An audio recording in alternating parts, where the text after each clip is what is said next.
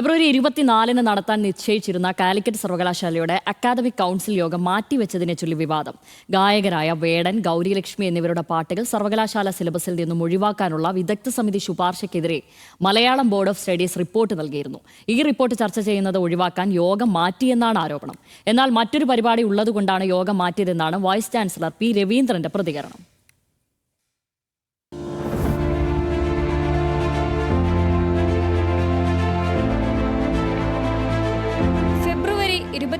നടക്കാനിരുന്ന Calicut university academic കൗൺസിലിന്റെ 17ാമത്തെ അജണ്ടയാണിത്. ഗായകരായ വേടൻ, ഗൗരിലക്ഷ്മി എന്നിവരുടെ പാട്ടുകൾ സിലബസിൽ ഉൾപ്പെടുത്തുന്നത് സംബന്ധിച്ച് മലയാളം ബോർഡ് ഓഫ് സ്റ്റഡീസ് സമർപ്പിച്ച റിപ്പോർട്ട് ചർച്ച ചെയ്യുന്നതായിരുന്നു അജണ്ട. അജണ്ടയുടെ പകർപ്പ് കൗൺസിൽ അംഗങ്ങൾക്ക് വിതരണം ചെയ്യുകയും ചെയ്തു. എന്നാൽ പിന്നീട് യോഗം മാറ്റിവെച്ചുവെന്ന അറിയിപ്പാണ് ലഭിച്ചത്. വേടന്റെ ഭൂമി ഞാൻ വാഴുന്നിടം എന്ന റാപ്പും ഗൗരിലക്ഷ്മിയുടെ അജിതാ ഹരേ എന്ന പാട്ടും താരതമ്യ പഠനത്തിൽ നിന്നും ഒഴിവാക്കണമെന്നാവശ്യപ്പെട്ട് BJP അനുകൂലികളും വിദ്യാഭ്യാസ പ്രവർത്തകൻ ഷാജർ ഖാനും പരാതി നൽകിയിരുന്നു.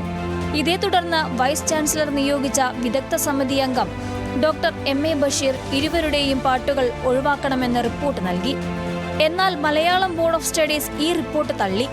പാട്ടുകൾ സിലബസിൽ നിന്നും പിൻവലിക്കരുതെന്നും ആവശ്യപ്പെട്ടു.